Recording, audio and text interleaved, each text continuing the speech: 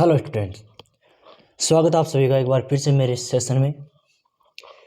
एक और नई क्लास के साथ में, एक और नए टॉपिक के साथ में, एक और इम्पोर्टेंट टॉपिक जो आपका एग्जाम में आपका आता है।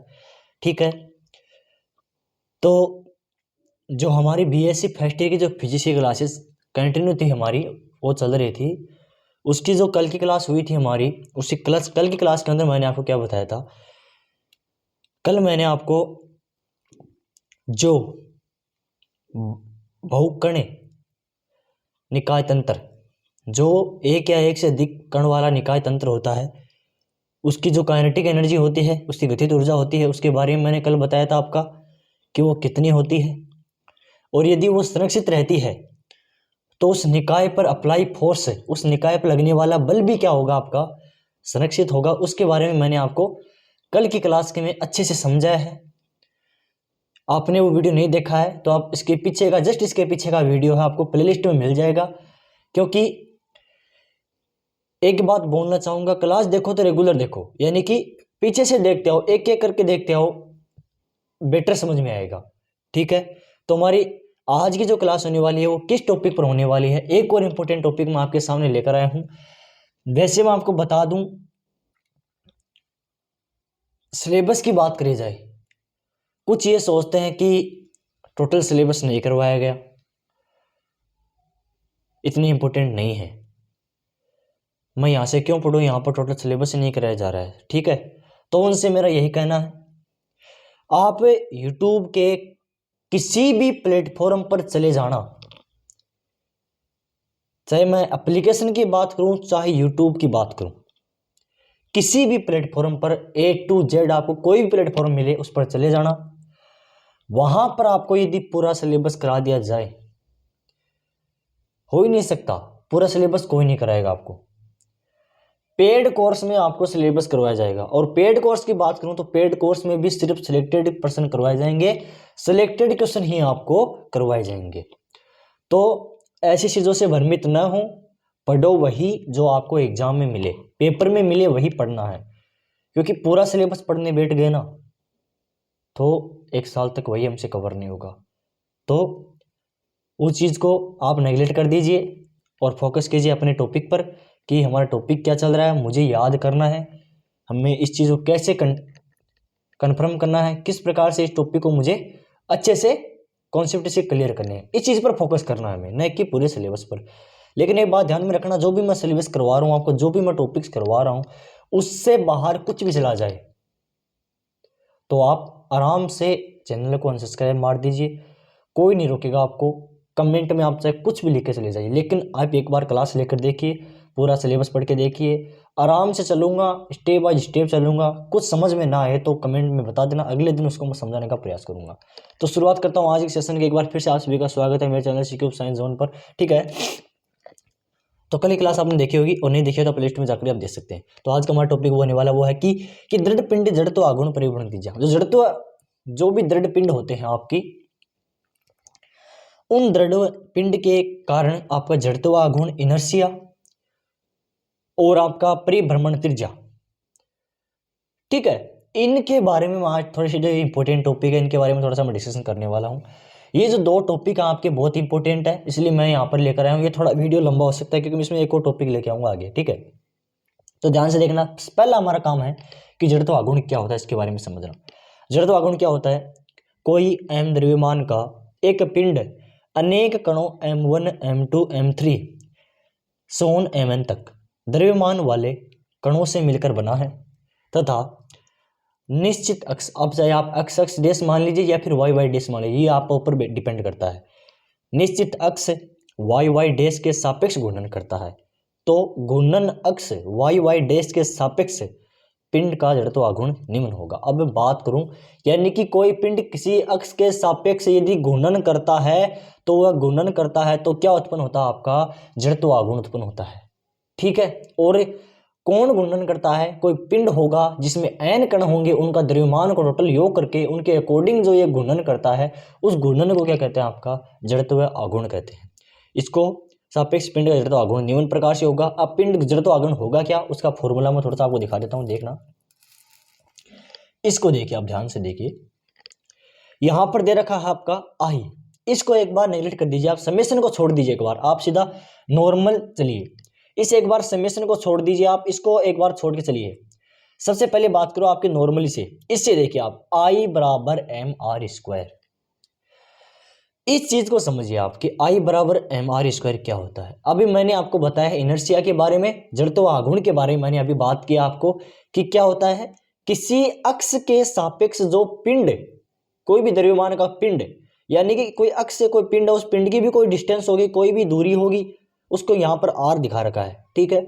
उस अक्ष के सापेक्ष यदि वो पिंड उस दूरी के सापेक्ष घूर्णन कर रहा है, और घूर्णन के सापेक्ष जो भी हमारे पास में आघूर्ण उत्पन्न होता है, वही आप क्या कहता है, जड़त्व आघूर्ण कहलाता है, ठीक है। आराम से पढ़ेंगे, ध्यान से समझना एक एक चीज को, क्लियर आराम से हो जाएगा। और ये टॉपिक एग्जाम में आता है, इसलिए मैं ये टॉपिक आपको लेकर के आया हूं, ठीक है।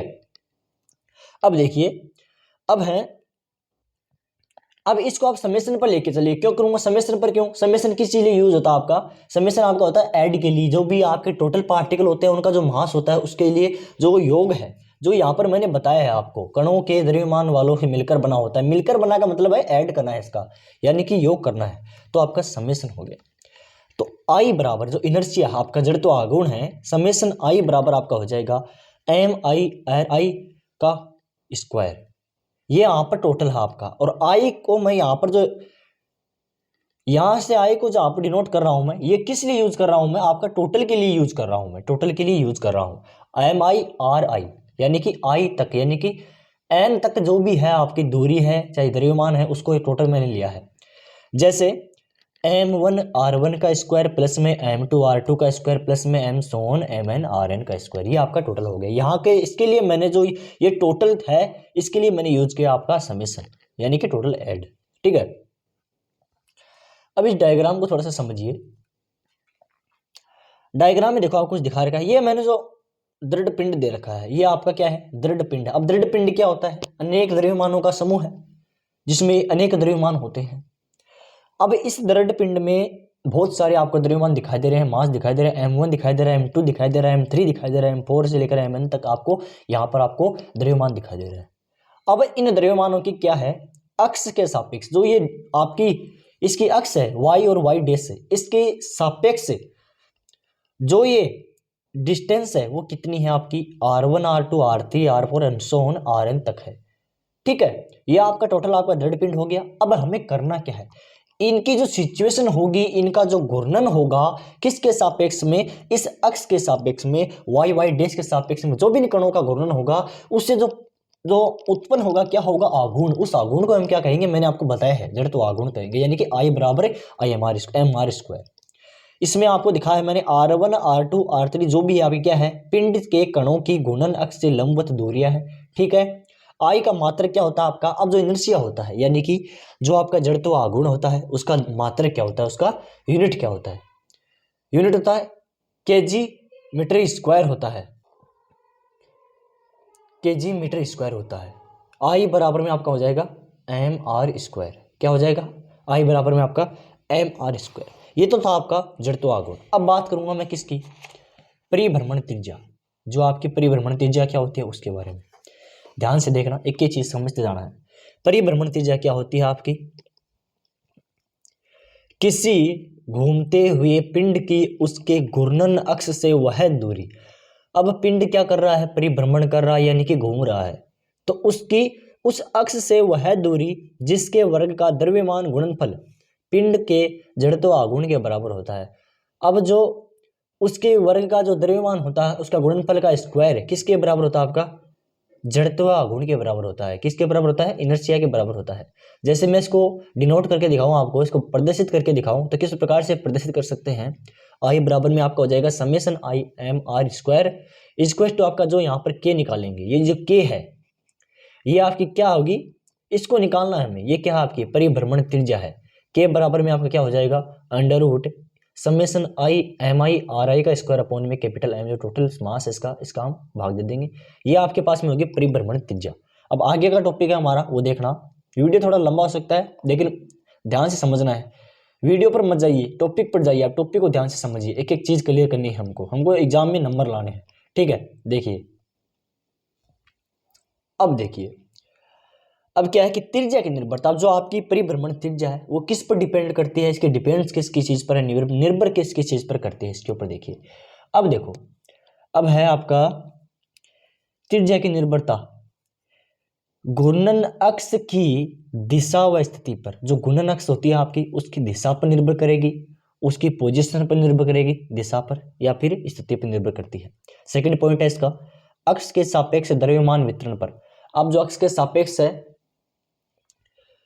उसका मास डिस्ट्रीब्यूशन जो है आपका द्रव्यमान वितरण है उसके ऊपर निर्भर करेगी, ठीक है।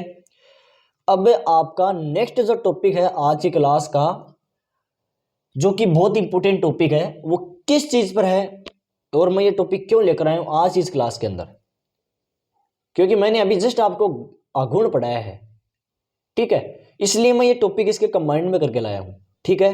तो आज का जो टॉपिक है, एक और इंपॉर्टेंट टॉपिक, वो क्या है आपका कि जड़त्वीय, ये एग्जाम में आता है, ये 2013 और 17 में भी आ चुका है और शायद 19-20 में भी आ चुका होगा, मेरे को पता नहीं इतना, पर इस देख के बता दूंगा मैं, ये टॉपिक आया हुआ है और ये इंपॉर्टेंट है, इसलिए मैं आपको लेकर आया हूं। तो टॉपिक क्या है आपका, क्वेश्चन किस प्रकार से बन के आता है एग्जाम के अंदर कि जड़त्वीय गुणांकों व कोणीय वेग के घटकों के रूप में दृढ़ पिंड की घूर्णन गतिज ऊर्जा ज्ञात करो। इसी प्रश्न को हम दोबारा दूसरे तरीके से देखें किस प्रकार से आता है कि दृढ़ पिंड की घूर्णन गतिज ऊर्जा को ज्ञात करो जड़त्वीय गुणांकों व कोणीय वेग के घटकों के रूप में। ये क्वेश्चन बन के आता है आपका एग्जाम में। अब इसको अच्छे से देखना है किस प्रकार से मैं करूंगा, यहाँ पे आपको नोट करना है, कॉपी पेन साथ में लेकर बैठ जाइए, क्योंकि आपको नोट करना है एक एक चीज नोट करके चलनी है, किसी चीज को आपको मिस नहीं करना है, ठीक है। तो शुरुआत करता हूं मैं, इसको देखना अच्छे से समझना है। अब क्या दे रखा है इसमें कि जब कोई पिंड या वस्तु घूर्णन करती है, कि जब कोई पिंड क्या आती है, घूर्णन करती है, तो उसके कण अलग अलग त्रिज्याओं के वर्ताकार पथों पर एक समान कोणीय वेग ओमेगा से गति करते हैं। यदि घूर्णन अक्ष द्रव्यमान केंद्र से गुजरती है तथा मूल बिंदु द्रव्यमान केंद्र पर ले, तो किसी समय या क्षण पर आई हुए कण का स्थिति सदिश आर आई व रेखिक वेग वी आई होगा। अब आपका रेखीय संवेग और आपका कोणीय संवेग में मैंने आपको संबंध आपको पता है क्या होता है, v बराबर आर ओमेगा होता है ना, v बराबर आर ओमेगा होता है ना, रेखीय वेग और कोणीय वेग का संबंध v बराबर आर ओमेगा, इसी को लिखना है। यहाँ पर आई वे की बात कर रहा हूं मैं, तो V I is equal to omega cross R I, ठीक है। यह पोजीशन इसकी स्थिति होती है, इसकी दिशा भी होगी, ओमेगा की भी दिशा होगी, वेलोसिटी की भी कोई दिशा होगी। आई वे कण की घूर्णन गतिज ऊर्जा, अब जो आई वे कण होता है उसकी घूर्णन गतिज ऊर्जा क्या होती है, काइनेटिक एनर्जी क्या होती है, ई बराबर आपका क्या होता है, हाफ एम वी स्क्वायर होता है ना। तो यहाँ पर हम किसकी बात कर रहे हैं, एम आई और वी आई, आई वे के कण की बात कर रहे हैं। देखो यहाँ पर दिखा रखा है मैंने, आई वे कण की बात कर रहा हूं मैं, तो हाफ एम आई वी आई का स्क्वायर, ठीक है। तो संपूर्ण पिंड की घूर्णन गतिज ऊर्जा कितनी हो जाएगी आपकी, संपूर्ण पिंड की घूर्णन गतिज ऊर्जा हो जाएगी ई आई आपके आई वे कण की, यानी कि ई आई हाफ समेशन में एम आई वी आई का स्क्वायर में, ये आपका हो जाएगा संपूर्ण पिंड की। और हमारे पास में क्या निकल के आएगा, हाफ समेशन एम आई, ये यहाँ पर एम आई बाहर गया। अब वी को क्या लिख सकते हैं, ओमेगा गुणा आर, अभी मैंने आपको ऊपर लिखा है वी ओमेगा गुणा आर का स्क्वायर। अब इसको मैं थोड़ा सा सदिश के बीजगणितीय फॉर्म में लिखूं, जो सदिश होता है उसके बीजगणितीय फॉर्म में लिखूं तो किस प्रकार से लिखा जाएगा। सदिश बीजगणितीय फॉर्म में देखिए इसको, ए क्रॉस बी क्या होता है आपका, और A dot A cross B, इन दोनों को मैं जैसे इसका डॉट करता हूं, क्रॉस क्रॉस का डॉट करता हूं, तो क्या होगा आपका, एक बात ध्यान में रखना, क्रॉस में आपको हमेशा डिटर्मिनेंट्स होता है और डॉट में आपका सीधा मल्टीप्लाई होता है, क्रॉस में आपका डिटर्मिनेंट से सॉल्व होगा, तो इसका सहचर्य वाला रूल इसमें अप्लाई होगा। तो ए क्रॉस बी और ए क्रॉस बी को डॉट नियम लगाना है, तो क्या होगा हमारे पास में A cross A dot B cross A cross B, ये आपका यहां पर निकल के आ जाएगा। थोड़ी सी इसकी ध्यान में आपको याद करना है अच्छे से इसको, ठीक है। अब देखिए इसी मेथड में हमें हमारा फॉर्मूला अप्लाई करना है। क्या करना है, यहाँ पर होगा ए और बी के, यहाँ पर क्या हो गया आपके ओमेगा और आर हो जाएगा, किसकी जगह, ए और बी की जगह। तो ओमेगा क्रॉस आर का स्क्वायर बराबर में आपका हो जाएगा omega cross R one omega cross R, ये आपका हो गया, ठीक है। तो इसी के अकॉर्डिंग हमारे पास में क्या प्राप्त होगा, ओमेगा, इसको बाहर ले लिया, omega R cross omega cross R, ठीक है। ये था आपका बीजगणितीय रूप में, ठीक है। अब आगे देखिए, अब इसमें देखो इसमें क्या दे रखा है, अब हम टोटल एनर्जी निकाल रहे थे, ठीक है। तो ई बराबर आपका हो जाएगा half summation M I omega R cross V I, ठीक है, वी आई है, ठीक है। Half summation M I omega R cross V, मैंने ये पीछे आपको दिखाया है, अभी बताया है। इसे यह हाफ हो जाएगा summation omega R cross M one V one. Total हमारे पास में क्या निकल जाएगा, हाफ समेसन में ओमेगा क्रॉस आर वन और पी आई। अब आपको बता दो, ये थोड़ा सा यहाँ को थोड़ा सा डिफिकल्ट लगेगा, लेकिन इसमें सोचने की कोई बात नहीं है। पी बराबर आपका होता है एम वी, क्या होता है, P बराबर आपका एम वी होता है, और यही फॉर्म यहाँ पर अप्लाई हुआ है, इसका शॉर्ट रूप दे दिया। जैसे देखो यहाँ पर R क्रॉस M और V, यहाँ पर I को एक बार नेगलेक्ट कर दीजिए आप, M I V I इसको लेकर चलिए, क्या हो जाएगा आपका P बराबर एम वी हो जाएगा। ठीक है, तो ये P इसका P, तो half omega R cross P लिख सकते हैं ना इसको, हाँ लिख सकते हैं आराम से। तो देखिए जहां पर रे के समय P बराबर एम आई वी है, ये मैंने यहाँ पर बता भी दिया और यहाँ पर बता दिया है। ठीक है, कोणीय संवेग क्या होता है आपका, J बराबर R क्रॉस B, ये यहाँ पर आपका कोणीय संवेग J होगा, इसको हम क्या लिख सकते हैं, अब J लिख सकते हैं। देखो ये लिख रखा है इसने, J लिख सकते हैं। तो E बराबर में half summation omega cross omega dot J vector हो जाएगा। E बराबर में कितना हो जाएगा आपका, हाफ ओमेगा डॉट J, ये आपकी हो जाएगी एनर्जी। तो जब कोणीय संवेग J व कोणीय वेग ओमेगा एक ही दिशा में नहीं होते हैं, अभी इसका थोड़ा सा टर्म इसको समझना है, ये दो टर्म लेके आऊंगा, एक ही दिशा में होंगे और एक ही दिशा में नहीं होंगे, उसके लिए तो है पहला है कि जब कोणीय संवेग J और कोणीय वेग ओमेगा एक ही दिशा में नहीं होते हैं तो क्या होता है, जब एक ही दिशा में नहीं होंगे तो क्या होगा, E बराबर में आपका हो जाएगा हाफ समेसन आपका mu W mu J mu, यहाँ पर म्यू ले लेना आपको, एक दिशा इसकी क्या ट्रांस हो, half summation M into V I M U और ओमेगा V और ओमेगा यू, दोनों के लिए अलग अलग कर देना है। ठीक है, जे एम क्या होता है आपका समेसन आई एम वी और ओमेगा वी।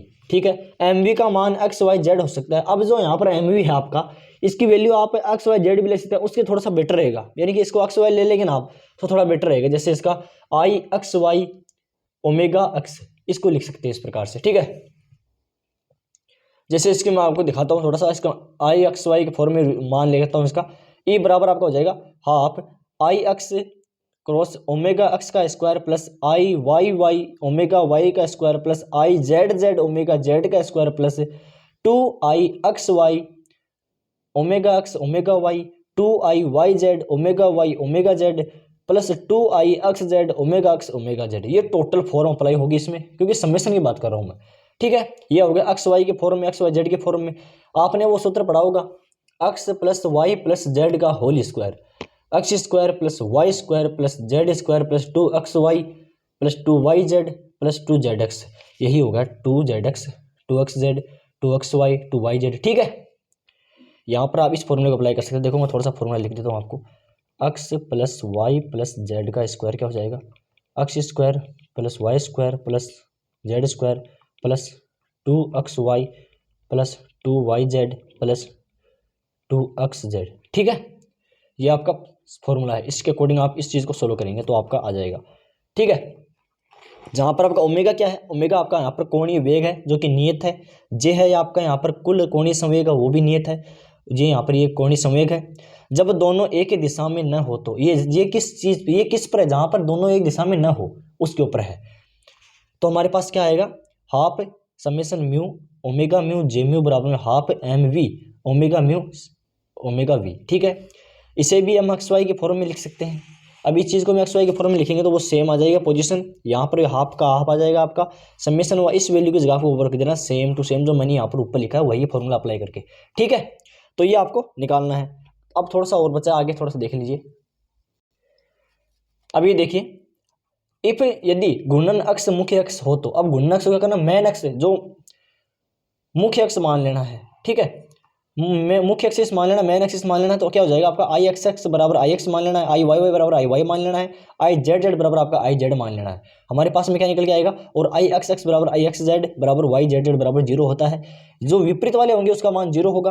तो हमारे पास लास्ट में क्या निकल के आएगा, ई बराबर में half I x omega X का square plus I Y omega Y का square plus I Z omega Z का स्क्वायर। ये हमारे पास में फाइनल निकल के आया। ठीक है, ये तो था आपका जड़त्वीय हुए गुणांकों व कोणीय वेग के घटकों में किसका, दृढ़ पिंड की घूर्णन गतिज ऊर्जा है, ये आपकी है दृढ़ पिंड की घूर्णन गतिज ऊर्जा। ठीक है, तो आई होप सबको अच्छे समझ में आया होगा, और लाइक शेयर कमेंट क्या करो। हमको सपोर्ट सपोर्ट करोगे आप लोग, तभी हम वीडियो अच्छे से ला पाएंगे। और नोटिफिकेशन ऑन कर देना, ताकि आपको जैसे मैं अगली क्लास डालूंगा उसका आपको नोटिफिकेशन पहले ही मिल जाए। ठीक है, आई होप वीडियो अच्छा लगा हो, कमेंट करके जरूर बताना वीडियो कैसा लगा। Thanks for watching this video.